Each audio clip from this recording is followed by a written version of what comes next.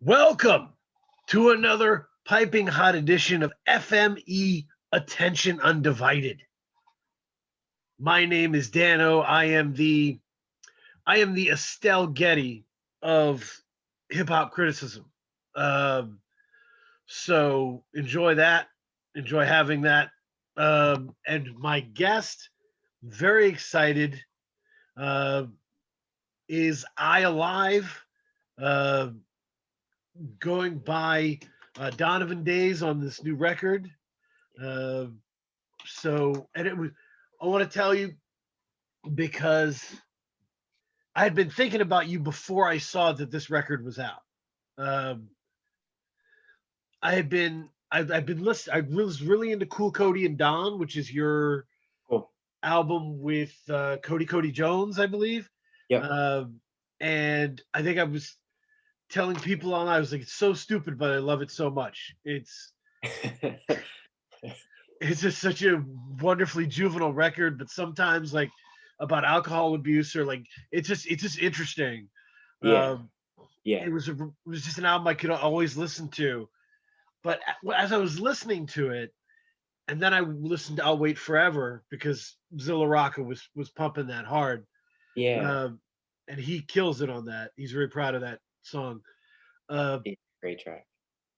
and I was like, he seems restless. He seems a little unsettled, just like there's like pop punk elements to Cool Cody and Don. There's Yeah. surf rock elements. There's just a lot of different things going on, and I was like, man, there's this guy wants to do something different. Like, and then when I saw that cover and I saw the Donovan Days, I was like, oh, this is an issue. Like, we got to talk about this. Well, you nailed it. I'm definitely restless.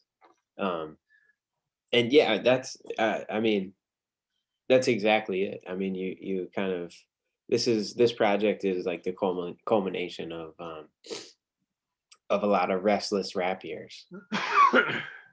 Yeah. and, and I was wanted to, I guess that my first question is what about the hip hop that you were doing or the lane that you were in was causing that restlessness, do you think? What did you identify that you needed to do that you weren't being able to do? Um, well, I don't know. I think, like rap is a very rigid genre of music. I think there's a lot of there's a lot of back and forth, it seems, from like this is real rap, or like this Right. is this type of rap, or boom bap versus trap versus, it's so singular in the way people approach it or think about it. And I don't think there's a lot of room that's given for experimentation within that type of music. And I found myself almost saying like feeling the same way, thinking like I like hip hop, I like rap this way, and here I am pushing the boundaries. And it almost seems like this isn't a rap record, or Right. this what is this weird delineation, where is this going from? What I want to be doing is maybe further into that weird experimental realm. So that's And kind of what led me to this. Yeah. anybody um, who's watched Attention Undivided or has seen the has read Free Music Empire knows that I kind of come with my own weird theories that I'm always overthinking things. Mhm. And so I have a theory about this question about what I think is happening. Sure. Are you interested? Definitely. Okay. So so I followed you. I heard you on Call Out Culture. I've followed some of the things that you've done. Um, my overall theory is this: is that the type of production that you're seeing popular a lot within independent rap music is very like post Griselda, post Derringer. Oh, totally. So that means that, and then, like I said, that is just what it is. It's not a bad or good thing. but it's atmospheric, right? So it's kind of like that, like sound wave with TDE. It's atmospheric, it's tones, and it's brooding, and it's like a haunted house kind of stuff. And that your music is very kinetic. Okay. Uh, it's very active. Um, and it felt like that was maybe the disconnect where you're like, I don't want to give you a Griselda beat, Yeah, yeah. right? I just don't want to do that. I want to do something that moves, Right. and so is that a Um, fair deal? yeah, yeah. I mean, that's definitely the trend these days, right? It's like, well, in one lane, in one respect. Uh, yeah, I mean, I tend to like if I start making a beat and I'm like, oh, this sounds like a DJ Premier beat, Right. and I'll trash it. I don't why would I make a premiere beat, you know? Or like if I start making something that I feel like sounds like I've heard it before or it exists. I don't know. I think what drives me is like finding new some kind of novelty within either the music or the rhymes or something to just that's gonna make me excited to even finish a song to lead to a project, you know? That's awesome. The Yeah, that makes sense. There's like what is Zilla Rocca said to me on Twitter. Uh, he said there's only two things that sell: new or nostalgia, Oh yeah. and that's kind of the grappling that has to be done here. Is that if you do make a premiere type beat Hmm. and people love it, then you're kind of trapped doing it a lot. Sure, they expect that's yeah, that's maybe a whole different can of worms, what an audience expects from someone, but yeah, I could see someone getting bogged down and having success in one with one song, and it's like, right, now I'm trapped. Yep. Yeah, no, that's so. And the other thing, listening to Donovan Days was, I was wondering, like, how scary was it to own the entire process? Like, how how worried were you about like my voice is carrying this whole thing? There isn't really any guests, right? Right, yeah, there's no Yeah. guess. Oh, actually, I have, on the song "Waiting for the Night," I have, Oh, the Binary Marketing Show, friends of mine, they did some additional production on there, but they kinda back yeah. and they were on Um, I'll Wait Forever but too. yeah, for the most part, they were, yeah, they're on the track called "The Sound," yeah. Yep. They're friends of mine. They're a couple that lives in, Portland, Oregon. Um, Awesome. I know them through Already Dead tapes and records, but they're great people. Love them, super talented. Definitely more stuff coming from us as a unit in the That's future. So, awesome. yeah. Um, but yeah, it's scary in the way that like putting yourself out there in a vulnerable way can be scary, but it's also like extremely exciting.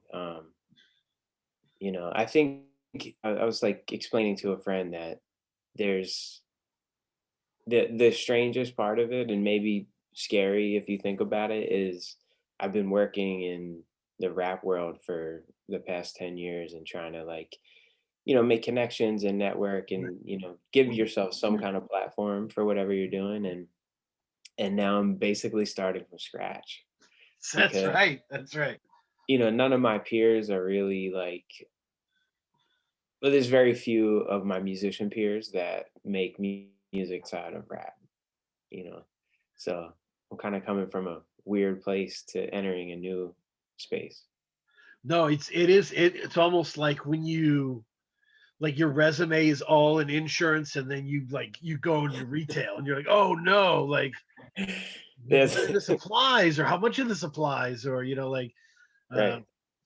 but I guess in one sense like as a writer I've always felt good because I'm in control of everything, Yeah. right? Like the whole world is mine. fiction, Sure. nonfiction. Like it's my fault if it goes wrong. Sure. Sure. Um, and but no one's gonna flake on me, right? Yeah. Um, and now you have control of everything, so you can kind of shape it all. Um, Yeah. so I guess those two probably work started to work with each other. The fear Yeah. of the new thing and the yeah. I Yeah. mean, I think when you have total control, it's like I tend to when working on like a solo project, it's painstaking and I find myself just kind of like I don't know, it's like you're like the dog that just like licks himself until the hair Yep. is gone, you know, like I'll just be like, okay, I can't hear this mix again. I have to like just put it aside and move on. But yeah, when I'm collaborating with people, it's always it's just a different process altogether, but definitely faster. Yep. No, that makes sense. The so we're talking about looking at the album. You made the process of because this is different, right? This Hmm. is 10 years kind of on the back shelf. This is a new thing. Hmm. You crafted this album differently. You had to make it differently.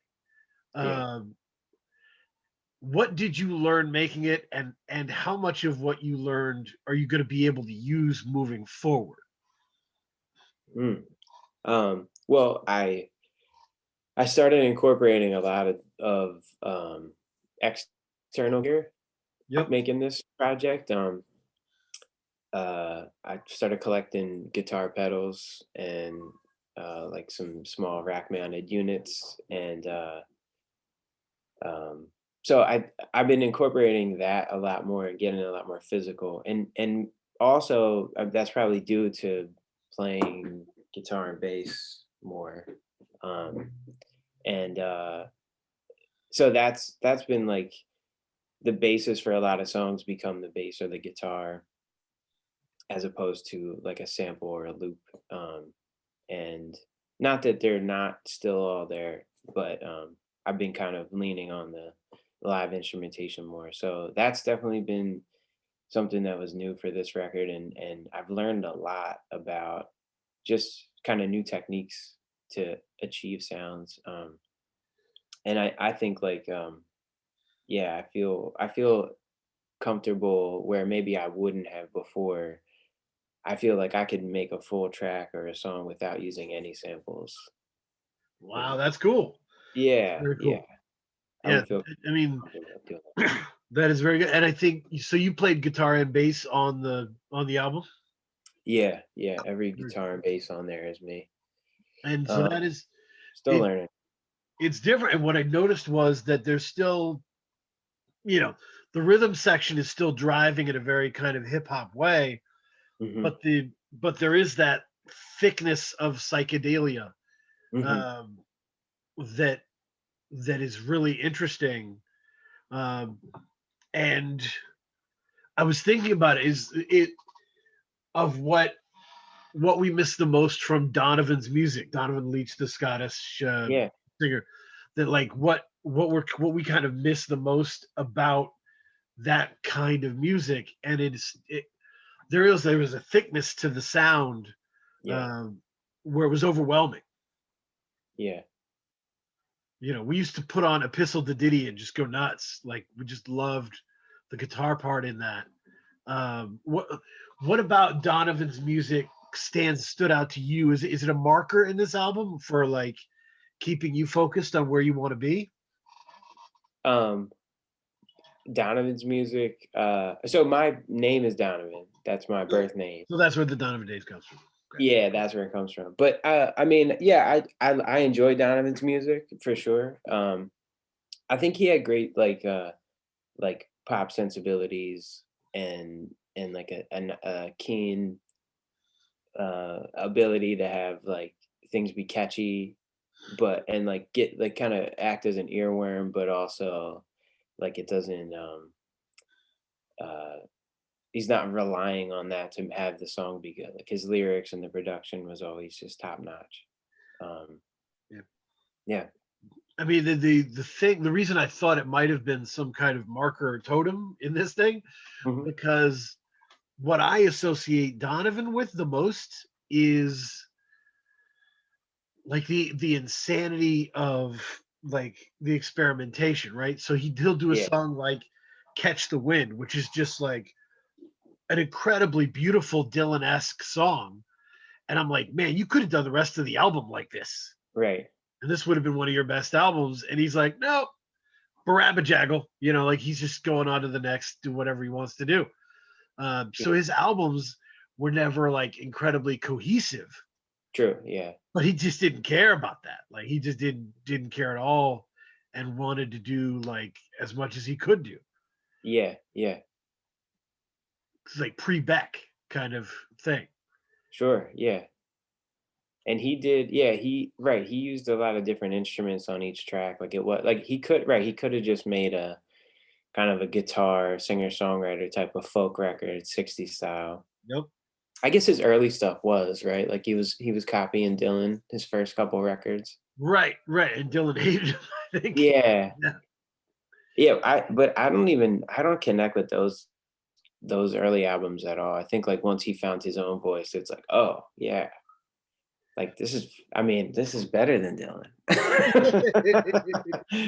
No, it is, and we listened to it a lot more than we did Dylan because there was always just so much space in it. There was so much Yeah, exploration of like Atlantis is sinking and all this stuff, and it was just right. yeah, he was all over the place. First there's a mountain, then there's not a Oh yeah, oh man. mountain. So yeah, but you're right. So you would have these songs like Sunshine Superman that is like a perfect pop song. Yeah. Um, but he would move on to the next thing and just do it his way. Mhm. So that felt like what the spirit you were trying to connect with here of like, I don't have to do anything that I have done. Right, right. Yeah, So that's definitely that was a something I thought that needed to happen moving forward was like I need to be like definitively draw a line in the sand, be like, I was this and this new project has a new name and it was really freeing in a way because I could be like, this can sound however the fuck I want it to sound, you know? right. Uh, yeah, yeah, in those regards, That's awesome. So it is like it is acting as like a pseudonym, like a writer who's mhm, like, look, I'm experimenting here. I'm doing it different. Um, to borrow from me and Zilla's obsession with Donald Westlake, but like Donald Westlake switches into Richard Stark to write the Parker books because they're not going to be funny, and okay. he needs I'm to familiar with these authors. he needs to separate the funny Donald Westlake mystery novels from the Okay. really hardcore Parker novels. And so that you'll see this with a lot of important mystery writers. They have like 5 or 6 pseudonyms that they wrote Oh, under, and yeah. some of them went and just wrote like romance novels. They did detours and wrote romance novels and came back and did their stuff, and they just all did it under different names. Uh, Yeah. so with Is it to make like commercially have a successful book so that you can just make some money to write the next thing, or is it yeah, and like as example, the Parker books that Donald Westlake wrote were hugely successful, made into movies, mm, and people really weren't sure that it was him for a while huh, because he kind of left it um, to the side. So it depended on how successful it was, and you could keep it going. And he wrote the Parker novels for like 10, 15 years or something, wow. and put them away, came back to them. Yeah. So that's pretty cool to be able to do and Yeah. have that intellectual freedom. Because there are rare people like Bowie was able to just boldly experiment under his own name because people knew he was that way. Right, right. But that's hard to do. That's truly fearless. I Right. mean, I'm sure, the record industry was way different during his whole career, but yeah, I mean, he experimented so hard until he found success, right? And then once he did find success, he never stopped experimenting. Totally. Well, yeah, and he said, I think he said in interviews that he all he wanted to do was be a songwriter and sell his songs to people, but they were so weird people wouldn't take them. Uh, Yeah. the other crazy thing about Bowie was I've tried to watch a bunch of documentaries about him, but all these documentaries will focus on like interviewing people he grew up with, and they'll be like, he dressed so weird, his hair was long, and I'm like, guys, who cares about his hair? This is a really important artist. Um, Right. and I think that is definitely like a part of it was back then it was so rigid that they Hmm. were just like, look at his boots. What's going on with his boots? They're like Right. he missed what he was doing. Um, but yeah, that's so this allows you like that a dual personality situation where you can Yeah. slip into one and then slip into the other. Yeah. Definitely. One of my questions was, uh, did you envision these kind of projects to be like gorillas to your Blur? That's a good way to put it. Gorilla's first record was hugely influential to me. Um, I'm gonna be 35 next month. So when that came out, I think I was in 8th or ninth grade Mhm. when the first Gorillaz record came out. Yep. And I was like, "This is awesome. What is this?" And someone was like, "Oh, it's this." And the first chance I had to figure out what was going on, I was like, "Oh, Automator produced this." Right. And I was, "No wonder I love this," you know? And, Yeah. but yeah, as far as like, yeah, think of like, right, that's kind of an incredible moment in time that Damon Albarn's being like, was able to be like, I'll just go behind this curtain and make this wild shit. And it's way more successful than Blur ever was, you know? Um, And it was so different because like they yeah. had the cartoon characters right off the bat, Oh, yeah.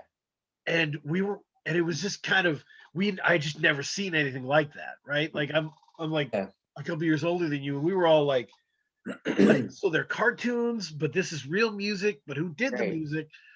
And I think it didn't snap into reality for me until I heard Del the Funky Homo Sapien on the Yeah. song, and I'm like, I know that's Del the Funky Homo Sapien.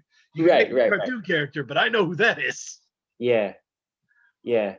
Oh, so good. That was peak Dell too, right? Yeah, oh yeah. Yeah. Right at the yeah, I mean that my peak Del is probably like no need for alarm kind of. Sure. Yeah. Yeah. So that is definitely that. And but yeah, no, that's because but in the sense that Gorillas is still a defined sound that Hmm. is stretched and moved.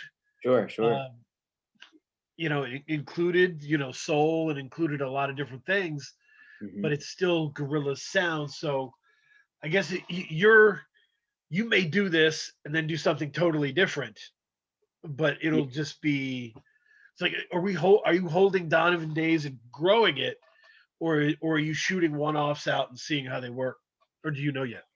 I don't know.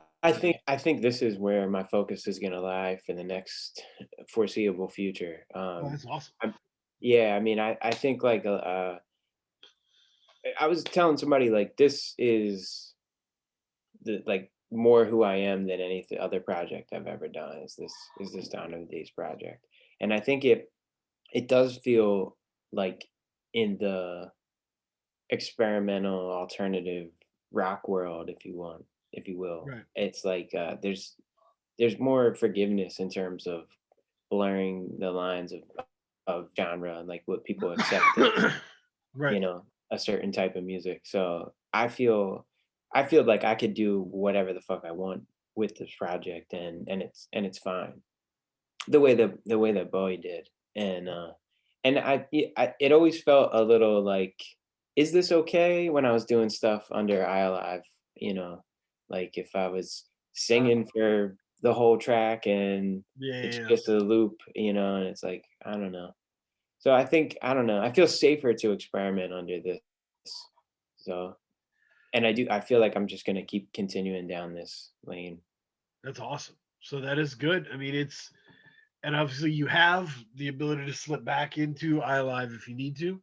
Yeah. But I'm glad you're vested in this and exploring it. The interesting thing about it, um, to me, is that it's so pleasing to listen to. It's such a Yeah. good because you have a history with rap production, and you understand how to link these songs, right? How to make song one different than song two, but leading into and part of the whole package. So Mhm. this album is more coherent than any Donovan album ever was, right? Because that your experience and your this is different. So that you can press play and go through the whole album and just enjoy it. Awesome. Uh, there's That's great because to hear. nothing's there's no sore thumbs here. Um, but I don't want people to miss like what this album is about because Yeah.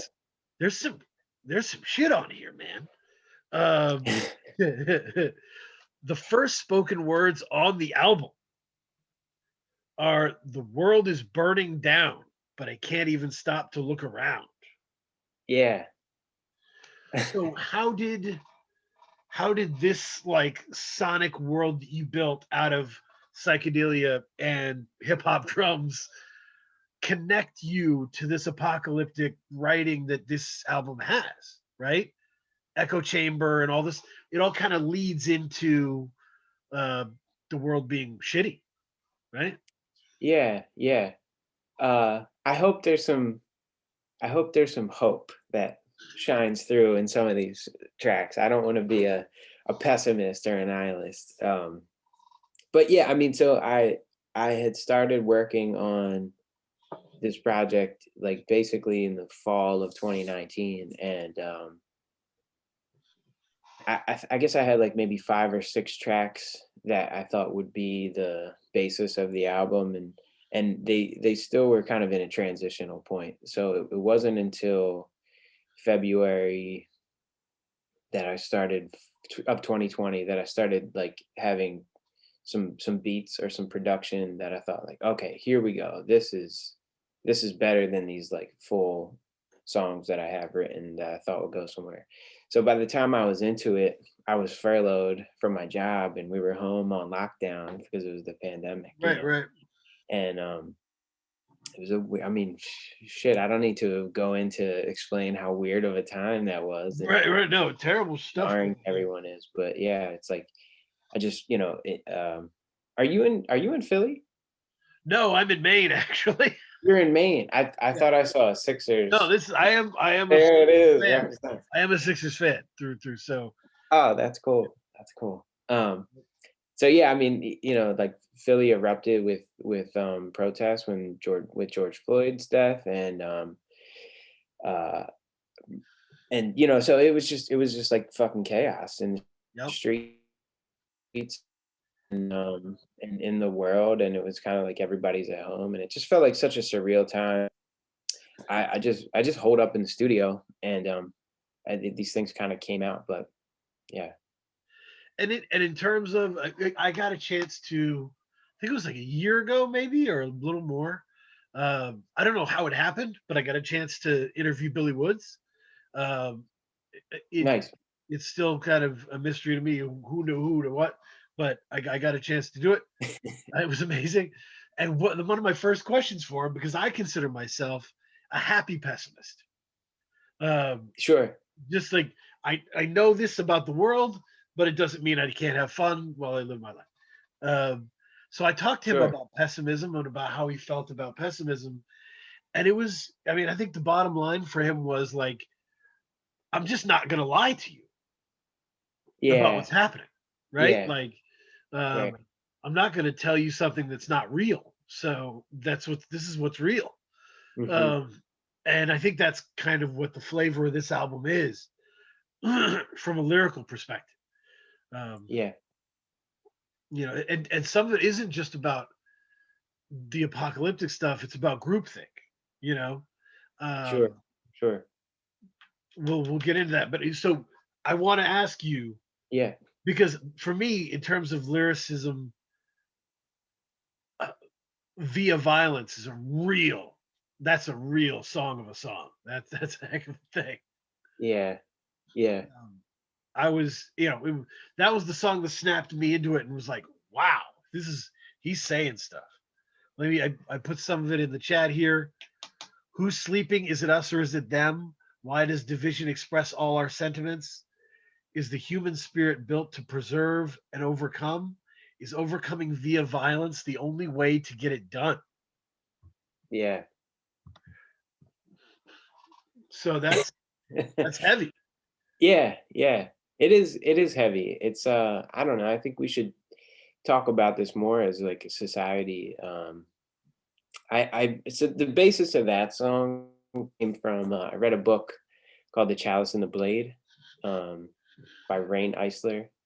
Um and it's basically the study of the early Neolithic cultures and how they essentially were uh the foundation for early society the way that we know them. They kind of like started government and um uh farming and Right. agriculture, and they had a lot of them were goddess worshiping cultures. And they were kind of utopian, and they were peaceful, and there was like a lot of European um like nomadic tribes.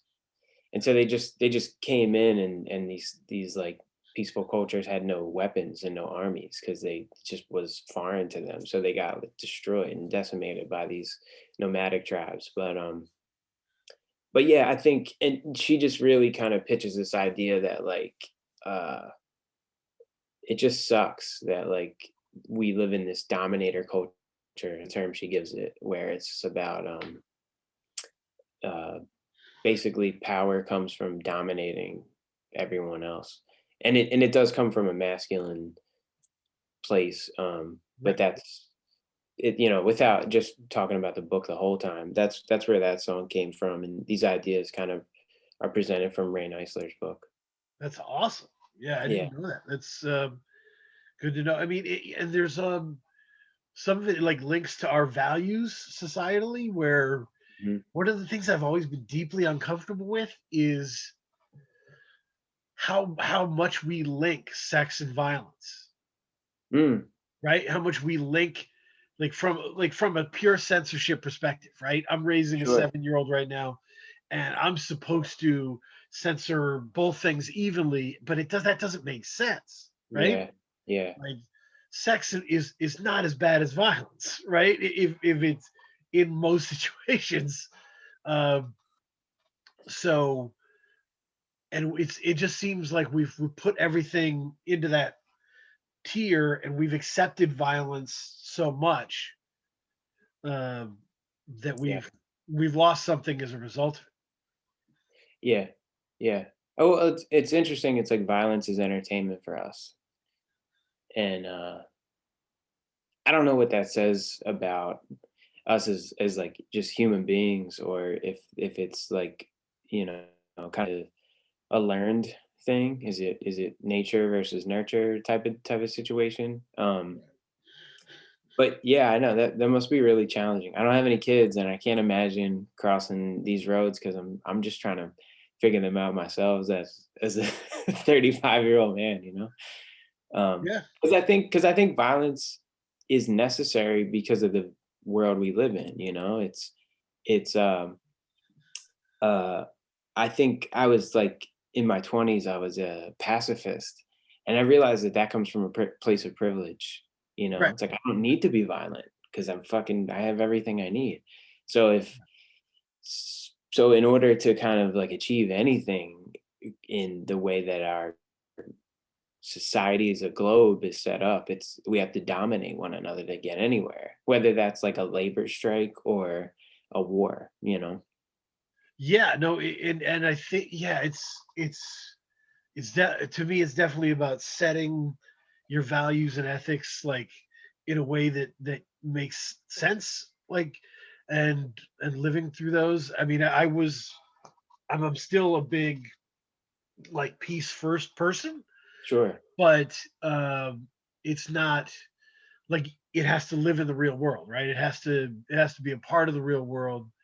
Hmm. Um, and it has to be and that's the hard thing about teaching the kid is that I can't teach him all the shit I know because hopefully, when he grows up, it'll be better than I know it to be. I hope so.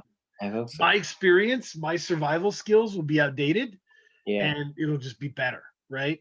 Yeah. Um, but so you hesitate on that stuff, and that's when you can learn stuff from the kid, right? The kid can be like, "No, actually, Daddy, it's this," and you're like, "Oh, Yeah. okay." Yeah. Maybe people aren't scumbags anymore in that way. That's interesting. So Right, right.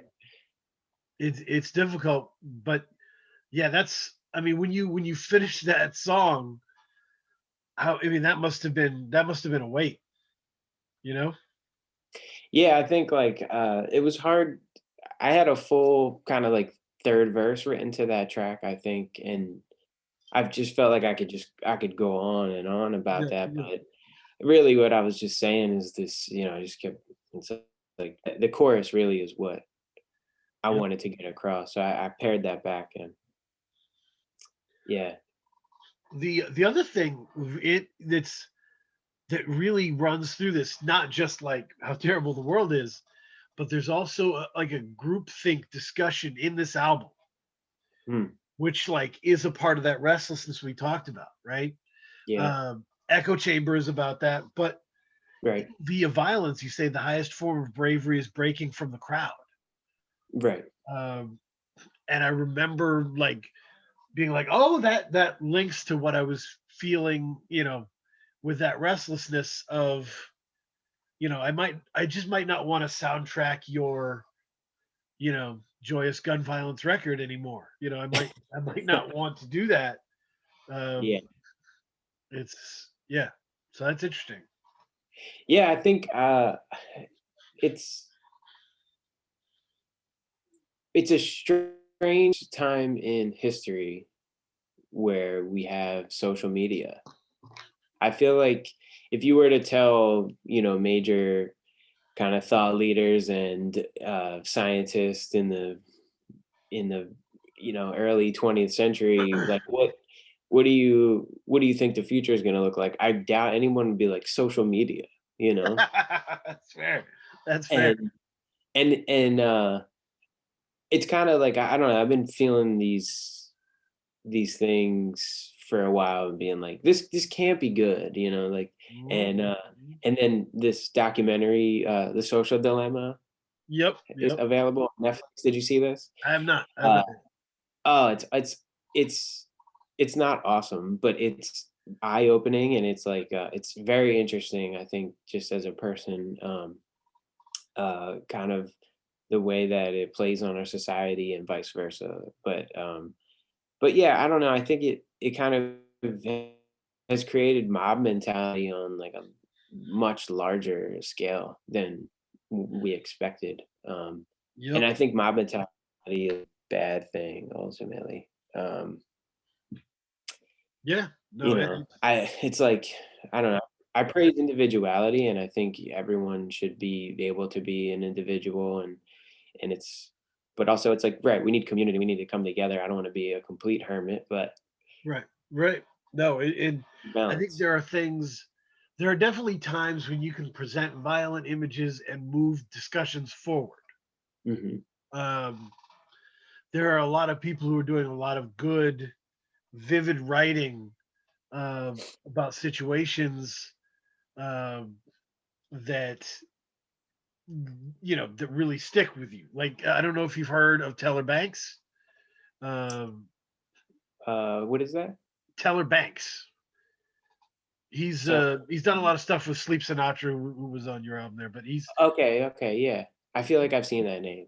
so he released an album called the Grotesque and the Beautiful last year, and it was a lot of it was centered around the fact that his cousin is in prison for the rest of his life, Fuck, yeah. um, and it's just kind of a part of the story that he weaves and talking about all these different perspectives and how violence plays out.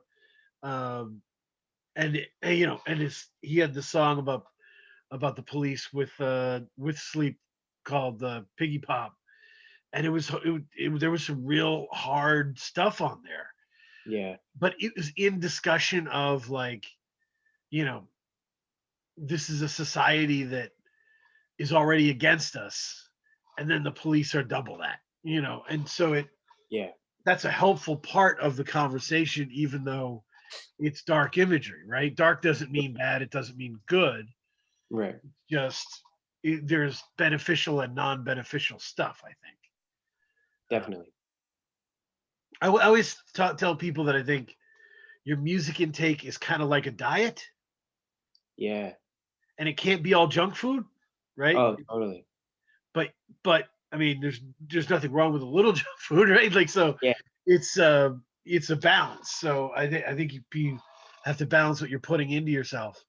Hmm. Um, but the interesting thing about this Donovan Days album is it's going to be reviewed differently. It's going to be reviewed by a different set of people, right? Right. Right. When it flows, if it flows through a place like Pitchfork or Stereo Gum, they're not going to give it to the rap guy. They're Right. going to give it to the rock guy. Right. Totally. Um, and that's interesting to hear what'll happen. Yeah. Yeah. I'm really excited to see how this is going to be received on a larger scale like that. Um, and that's definitely a thought I've had. It's like, I don't know, as an art form, you can't deny that rap is it's a black art form.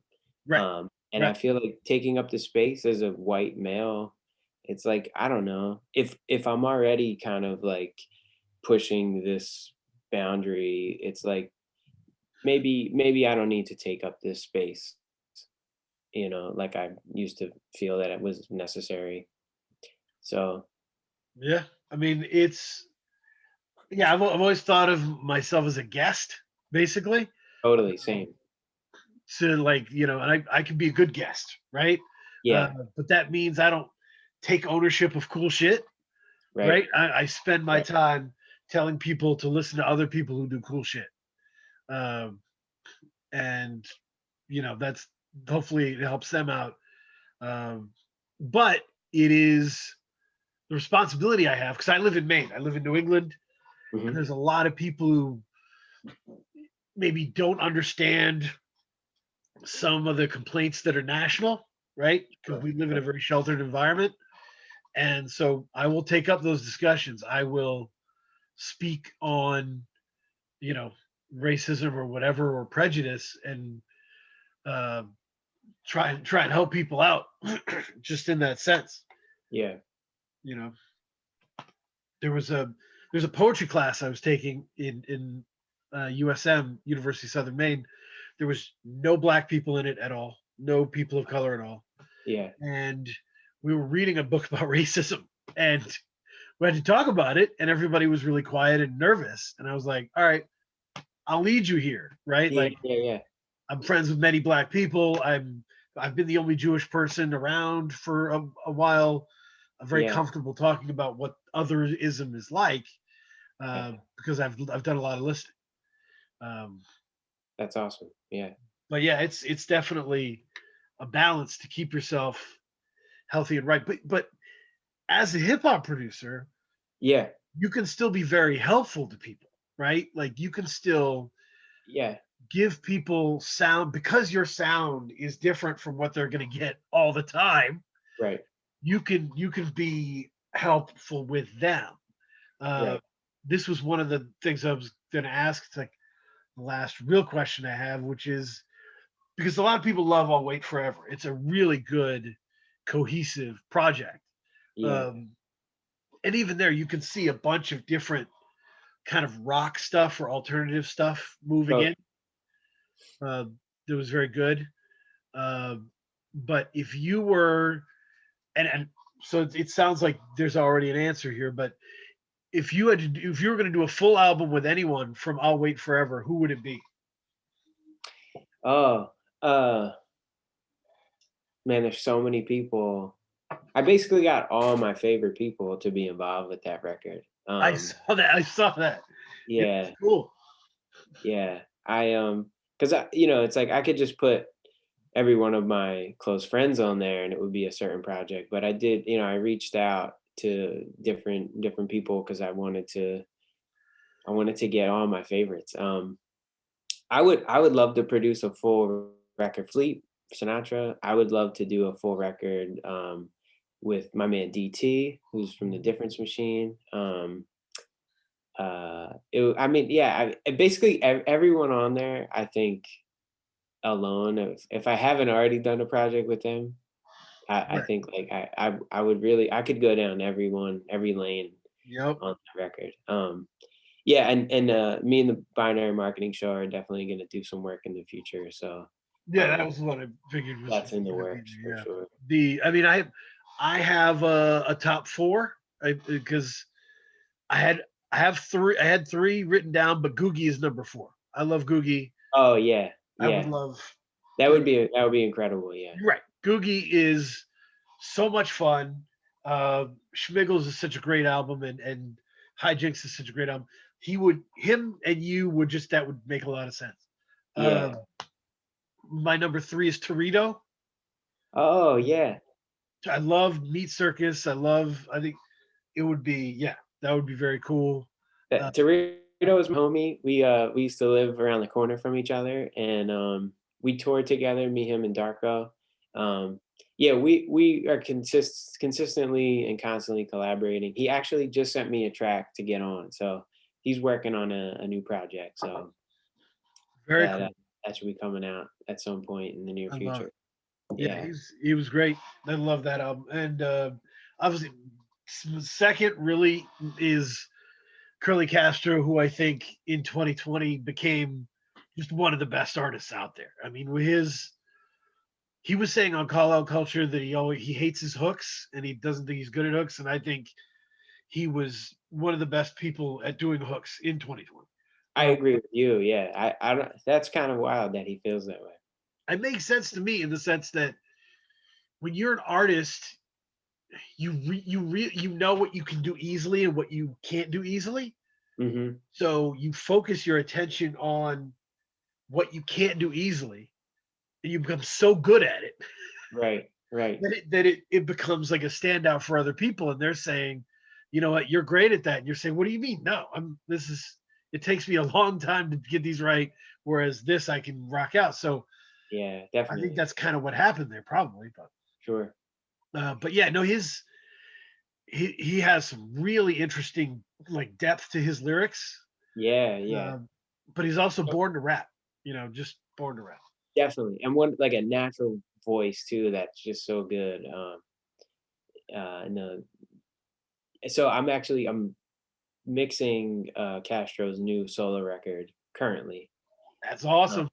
yeah, I don't it's not up to me to spill any type of Sure, beans, sure. but I'm doing that, and, I can tell you that it's incredible, um, from a from Yep. fan perspective, so, Castro's one of these people who can kind of take himself above the full view of something and give it a concept that kind of is throughout and not make it seem like it's a forced concept record or like a movie, in like a I think that gets really campy really fast and really kind of like stale. It doesn't make the songs like listenable. It's like, okay, yeah, I've saw that movie or something. But yeah, Castro has a really interesting, unique, talented way of being able to have like thread something all the way through and have the vision. Yeah. Love it. I mean, and I got a chance last night. This is the crazy thing I was able to do was I was able to do like a music discussion. We do a weekly music discussion called State of the Game, Yeah. and our guest was Fat Tony, Okay, cool. and we broke down like the first three albums of Devin the Dude. Um, and one of the things that we kept talking about was he doesn't just write the song; he designs the song. Sure. Yeah. Yeah. So like yes, the verses perfectly connect with the hook, but that's writing the song, right? The design of the song is like what it means, the omniscient overview of what it means, and the imagery you can see, right? You can see Yeah. what's happening. and that flows into the next one. And you're right, Castro has that. He does. He absolutely. That's a really good way to put it. Yeah, he's a designer. Yeah, Yep. and I think that's a phenomenon happens when you are just a writer and an MC. Because Castro doesn't make beats. He's not a producer. Right. And I think I've always struggled as an MC to be able to do that and see that in someone else's production because I've always had the ability and control to be like, the beat needs to flip here, or like this needs a drop, or it needs a change, or I can manipulate this song with the production as well, which I think made me a better producer, but I was relying on the production as opposed to the writing. Whereas someone like Castro can just make that all happen over it could be a half bar loop that goes for 3 minutes, but it's gonna be fucking awesome. Yeah. And that, I mean, it's such a great point, and it makes me think that, like, when you're talking about art, I think people who don't make art, like when I put out a book last year or 2019, and my second book, and Oh, wow. people were like, oh, like how do you do it, or like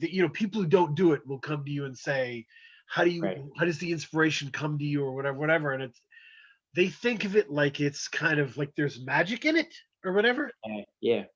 But the people who are great at it, I've always seen them kind of look at it like a mechanic looking at a car.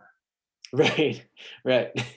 They're like, no, you put that, you take that over here, you move that here. Like they can see all the pieces and how they come together and how they would come together in other shapes. Yeah. Um, and so I think that's how Castro is on the verse, and that's how you are on the boards, right? Like you could easily rearrange those pieces, but your comfort zone is there. Um, Yeah. Yeah. it makes sense. Definitely. My number one is Sleep Sinatra. Cool. Yeah. Sleep's my dude. He is. I love Sleep Sinatra. He's in the album we just put out with August Fanon is phenomenal and a huge step for him. And I think he's got. But he thing is, he's got such a smooth delivery. Yeah. I don't want that to work against him. Hmm. So Zilla was talking about this in regards to Boldy James because I was like, Boldy should do an album with DJ Muggs. He said, no, absolutely not. He says Boldy needs warm production. He needs warm textures behind him because he's ice cold, right? uh, Um, and I think that makes sense. And I think the kinetic energy of your production with Sleep's like in pocketness yeah. Yeah. Yeah. would that those textures make sense for me, you know? Yeah. Yeah. I would really like to do that. I'm a fan of sleep.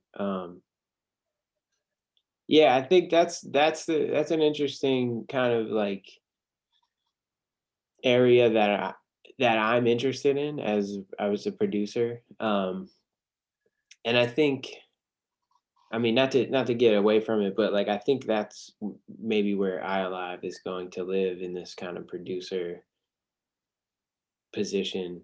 Um, but I really enjoy doing that, right? Like I like if someone is so smooth, it's like let's make the beat take up this space in where their voice isn't, or vice versa. If someone is way kinetic, give them a Right. bass line. Yeah, I So I, I really like I would like to work with people more in person as like an overarching producer and not just like make a beat for them. I yeah. like to have full control of the music. So And I think Alchemist has kind of put that as a model out there now that like it kind of makes more sense to just lock in, do a yeah, full project, yeah, make sure it sounds good and sounds how both people want it to sound, yeah, um, absolutely. and then put that out there. Mugs as well. Yeah. So that hopefully, but you're right with Major on McNichols like comes to mind with like that really dropped like a bomb on everybody because Sterling Tolles, who produced it, like put all these jazz layers like over Boldy James, and he wanted the song to sound like it was challenging Boldy James, Yeah. like the environment, the noise and the cluster of the environment is something he has to get through. Huh. Is And it hard to listen to? I no, haven't it's listened beautiful. to it. It's Oh, beautiful. okay. to listen to. He worked on it for, I don't know, like years and years and years. Oh, And wow. apparently he's like a jazz guy. So whenever like a jazz trumpeter would come in to Detroit, he would have them like punch in something on 3 tracks, Oh, wow, yeah. and he patched it together just over years and years. And when he told Boldy, like, it's almost ready, I'm going to put it out this year, Boldy's like, let me do some stuff, and he Yeah, wrote some extra stuff. So, uh, that's cool. no, Major on Nichols is one of the coolest sounding rap albums in recent years. I'll have to check it out. I'm sleeping. You have to, man. And it is exactly what you're talking about with like challenging the steady voice. It's Yeah, totally challenging the steady voice in that. Um, yeah, so I would love to see that. And there's obviously other people, right? Like Lieutenant Head Trip, Darko the Super. There's just a lot of cool people. yeah, Shop local makes me laugh out loud. Just every yeah. time. It's great. Uh, Ray Strife screaming in the back. oh, so good, so good. So, but yeah, that's exciting, man. Did you feel good about 2020 and what you were able to achieve with those two projects? Yeah, musically, I feel great about 2020. I mean, it was nice to have a break from working 40 plus hours a week, to be able to dedicate more time in my studio. Uh, Um, and yeah, I feel it's kind of interesting. I feel like "I'll Wait Forever" is the most successful ialive record that I've done, and I found it ironic that it's like, well, my voice really isn't on it. It's like maybe I should stop rapping, but but um but no, like I think it was just a different type of record, and obviously if you have a million MCs on there, you're gonna get much more eyes on it on a project because Traffic. Yep. people are all checking and promoting in different ways. But yeah, 2020 musically for me, I would definitely say is a success. I'm really excited to getting this vaccine pumped through our nation. Right. So Right. save ourselves from ourselves. Um, Yep. 'Cause I would like to tour again. I'm excited to do that. That This would is be great. Reggie. He's been hanging out here the whole time. Yep. I've locked my cats up. I have a very aggressive cat that I don't want to be around this process. We would have heard him at the door all day if he wasn't on my lap. So Yep. But yeah, the cool thing about 2020 for you is I think you moved in this direction, right? Like uh where mhm. I'll Wait Forever is a rap record, but it kind of becomes a different kind of record over the course of the songs. There's more alternative sounds, there's different True. sounds woven in, and then you go to Cool, Cody, and Jen and Yeah. Don, and there's a lot of different sounds, and I think you've prepped your audience for a transition here. Um, Cool. That's good to hear because I feel like I wasn't attempting to do that, but if I mean that's awesome yeah, that it works out that way. I support it, man. I want more people to hear about it, think about it, and check it out because it's a fun album, and I think it's an album that's going to change the course of your career. Yeah. Thank you. I appreciate it. I appreciate you checking it out and giving me some space to talk about it. Yeah. Yeah, no, it's so I'm interested in what happens after that, and um, there's so yeah, let me we'll end this episode. I have something to talk about you offline, sir. Something Oh to talk yeah, for sure. exciting. Thank you for watching FME Attention Undivided. Subscribe to the YouTube channel. Live peacefully.